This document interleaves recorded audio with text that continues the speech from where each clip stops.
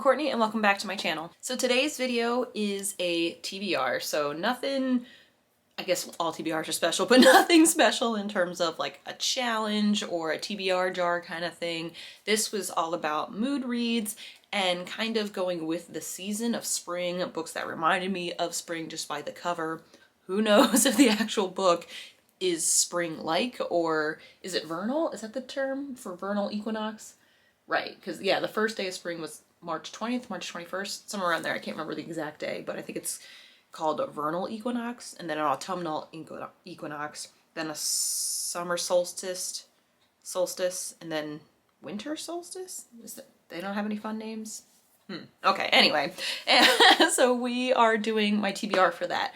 So I had set at least part of this TBR back probably when I was doing my planning for the year of like just big events that I knew were happening, or trips I was going on, or like themed things like October. I want to do the Spoopathon again, if that is something that happens again. And then Bookopoly, if that comes back in, I think July was when that happened.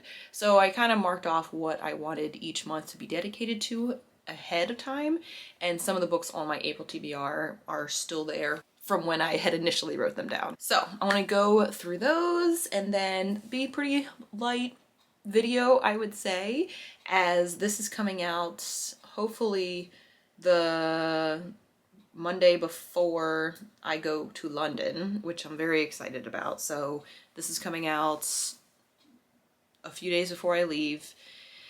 And yeah, so last video of March, and then I will be filming my March recap before I leave. Like, so in a couple days I'll do my recap and then edit that while I'm in London and have that ready for you on, what day is that? April 3rd, I think is the Monday, or April 4th, I can't remember. But whatever that Monday is, I will still be in London, but I will have a video for you as the March recap. So that I'm excited about. And then after that, I have to figure out what my plans are for upcoming videos. I don't remember.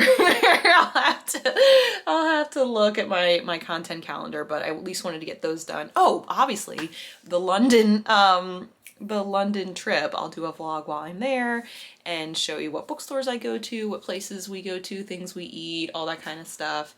I don't think I'll have much from the race itself because like I'm not gonna be carrying anything with me besides water, my like energy tablets, and then my phone for like GPS tracking and everything. But I'm hoping my boyfriend can hold on to the camera and like film. If not, you don't need to see me running. Like, I don't like the form that I have, but maybe I can get something with my phone and then it'll just be a different type of pixelation on the video for it. So at least you'll have something. Even if it's not the best quality, it'll still give you the essence of me being there. So yeah, that'll be the second week in April will be that video. And then after that, I don't know. But let's get to the books that are on my TBR. So first up, meaning 4, is the rest of the Anne of Green Gables series. So I had started reading the first half, books 1 through 4, last spring. It was just, I don't know, I was just in the mood. Whenever I see Anne of Green Gables, either the 1980s version from PBS and Sullivan Entertainment, or the newer-ish Anne with an E on Netflix, I don't know, there's like the countryside and like everything about it just reminds me so much of spring, even though one of her famous quotes, Anne Shirley's famous quotes, is about Octobers. And yeah, but I don't know, I feel like the essence of the story itself is so spring-like that I wanted to finish out the series. So before starting it last year, I'd only read the first one and half of the second book, and like just didn't stick with it. But I just wanted to jump back in as I'm wanting to do more with the books that are still on my shelves and reading through those. So these shouldn't be too long, and I don't want to give spoilers for any of these, since if you haven't read the first one or know much about Anne Shirley or Anne Green Gables, I can't really give you updates of what each of them are about after that. But I'm excited since, like, I guess in age-wise, she's getting to adulthood, like more so into adulthood, into her career, into family life and all of that. So that I'm excited for. But yeah, so we have book 5 is Anne's House of Dreams. Book 6 is Anne of Ingleside. Book 7 is Rainbow Valley. and book 8 is Rilla of Ingleside. So one day I do hope to make it to Prince Edward Island and like visit Avonlea and like all the sites that are known in the books, because they're actual towns, they have museums and everything. I've listened to a podcast called Call Me Cordelia where they talk about their trip up there and what their experience was, and those podcasters live I think in New Hampshire or somewhere in New England where it's a little bit easier at least to drive up there. For me in Ohio, I mean, I could drive, that would be a very long drive, but I would probably fly. So maybe that, I've been thinking a lot about my trips for next year, since this year's pretty much covered with international and domestic trips.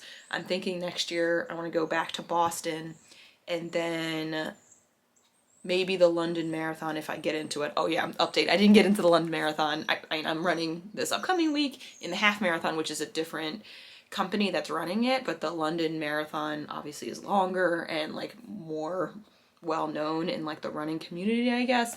So that was like extremely hard to get into. So neither me or my family members have gotten into it, but maybe for 2023 I'll get into that. But if not, that's okay. I will try to add Avonlea as one of my trips there. So I think that'll be really fun. And I don't know if I want to do Boston in the spring or the fall. I went in the fall before and loved it. It was like all the leaves and like the crisp air and everything, but it was a little cold. I don't know. This would be fun in the spring, like a spring break trip, but that's really busy for my work with events that we have going on at that time. So I don't know if I'll be able to make that happen, but I will figure it out. So yes, so these are the first 4 books. Like, yes, that's already 4 books for the month, and April only has 30 days, I think. And it also has, like, I'll be in London for a few of those days. And then I have, what else is happening in April? Independent Bookstore Day is April 30th. And then some other work stuff I'll have to be doing leading up to that day. So yeah, we'll see as I keep going with these books. That some of them are smaller, so hopefully that helps me accomplish them. And then I have The Power by Naomi Alderman, and this I picked up on Small Business Saturday, or Indies First, back in November, and I went to the newer branch of Roebling Books, which is a independent bookstore across the bridge in Newport, Covington, Kentucky. So it's very easy. Like, I live right by the river, the Ohio River, which divides, Ohio and Kentucky, but then also Cincinnati and Newport and Covington in Kentucky. And it was like a very quick drive to get over there. So I went there and picked this up and just loved like the imagery, loved that this is a society dominated by women, and yeah, that just seems like amazing. So this I got reintroduced to, even though it was sitting on my shelf, it got brought back to my mind because I was looking through old late night book club videos. So that's a monthly book club run by 3 booktubers, and I thought I was caught up on all the books, but I haven't read The Power yet, so that was one reason I wanted to read that. Speaking of late night book club, they do have their April pick out. So while watching the February video of Loveless by Alice Oseman, they had said like March we're already reading the 5th season. That was already announced, but they announced their April, May, and June books, and April is Reprieve by James Hahn Matson. So this, I need to read at least part of this synopsis, because I'm like, wow, I don't think I've read anything like this, and after coming off of A Little Life, I'm like, oh my god, can I handle anything like super descriptive and detailed? But this is a different kind of thing. So is this nonfiction? I want to know. No, this is fiction. Okay, just very, okay. So a chilling and blisteringly relevant literary novel of social horror centered around a brutal killing that takes place in a full contact haunted escape room. A provocative exploration of capitalism, hate politics, racial fetishism, and our obsession with fears as entertainment. Wow. Okay, there's more, but I think that gives like a pretty good intro. I love escape rooms. I think they're fun. I was just talking to my friends about this. We were downtown for my friend's birthday and we walked by an escape room, and we were talking about like how people's personalities definitely come out in an escape room. And I'm usually like the follower and like thinking on my own and then bringing stuff to the group later. I don't lead in those situations, and I'm fine with that. But yeah, it was just interesting. So I don't know if we'll have different like types of characters that have that kind of, those different personality traits in an escape room that come out where they normally don't come out. So yeah, but this should be interesting. This is horror? Oh gosh. Mystery, thriller, horror. Oh boy. Okay, well, we shall see with that one. Okay, so moving on, I do have a library book that I took out this past month that I need to get to pretty fast, and that book is Crescent City, House of Earth and Blood by Sarah J. Maas. So I will admit I got on the FOMO train with this. I've read a couple of Sarah J. Maas's books in the past. I've read the first book in Throne of Glass, which was okay. I thought it was fine. Didn't continue with the rest of the series. And then I read the ACOTAR, A Court of Thorns and Roses. Is that the first one? I think that's the first one in the series.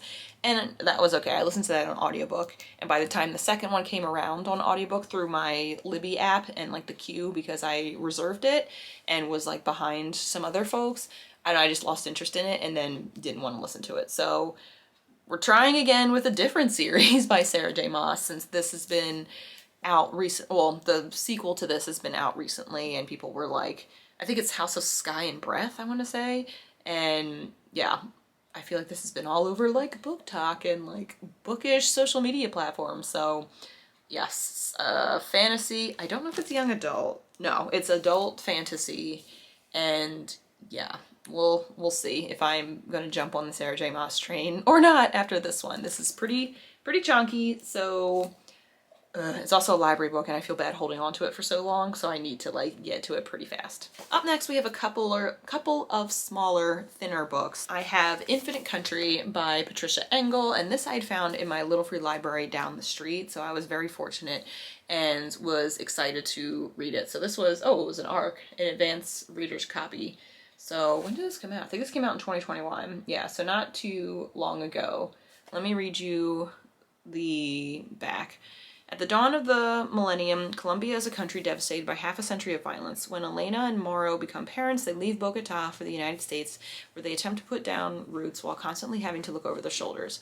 As their family expands, their decision to stay beyond the expiration of their visas plunges the young family into the precariousness of undocumented status. When Mauro is deported, Elena, now tasked with caring for the 3 small children, makes a difficult choice that will ease her burdens but splinter the family even further. Wow. Okay, that sounds very relevant, timely, and very intense. So like I said, like spring-like light color cover, but heavier topics, not like a light breezy kind of read. But yeah, I think this one should be good. And the other one that reminded me of spring was Of Women and Salt by Gabriela Garcia. And is this fiction? I have no idea. For some reason I thought it was nonfiction. Let me see. Oh, it is. It's fiction. Okay. So let's see. The smaller blurb says, a sweeping, masterful debut about a daughter's fateful choice, a mother motivated by her own past, and a family legacy that begins in Cuba before either of them was born. So this I picked up. My dad had got me a Barnes & Noble gift card for Christmas, so I went to a newly renovated Barnes & Noble up in, it was on the east side of Cincinnati? I can't remember. But it looked completely different. So they've been undergoing like a rebranding kind of thing with a lot of the Barnes & Nobles, and this is the first one in the Cincinnati area, I believe, that has been renovated as such, and it was so airy, so contemporary and light, so I just loved it going into it. So I used my gift card to buy a few books. This was one of them. The other ones were Cloud Cuckoo Land, and then Violetta, and then I think there was another one. I just can't remember off the top of my head. So this I'm excited to read, and should be pretty short and could read probably in a day or two. That'll be good. Anyway, yeah, that's pretty much it for my TBR. So here's my dilemma. I am looking at potentially getting another bookshelf, and gosh, this is like such a back and forth thing in my mind, because I'm looking at my shelves now, and like normally it's like books just like this on a shelf, but now it's like books stacked on top of them going horizontally like that, and it's bothering me so much because it just doesn't look nice. And it looks like I read, which is great, but it doesn't look very organized, even though it's in alphabetical order. And I still have like the stack of books. I don't know if you can see. Yeah, right here. 3 stacks of books there that don't have a home besides my floor. So I'm debating whether to get like a full bookcase like this or like one of those half ones, but I feel like if I get a half one, I'm gonna still be in the same situation and then want to buy more books, and then I'll be back to square one and have to buy another bookshelf and yada yada yada. So yeah, I don't know what I'm gonna do. I know I'm gonna be buying books when I'm in London. Don't know what I'm gonna do about that. And then Independent Bookstore Day is coming up. So after that, let's see, after April 30th, what am I doing? I have a trip. Oh yeah, I have a trip to New York coming up in May. Clearly I'm gonna get books there. June, I don't think I'm going anywhere. Am I going anywhere? Oh, June, I'm going to Phoenix.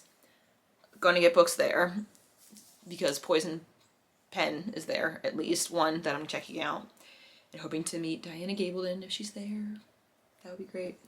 And then July is my reading retreat. August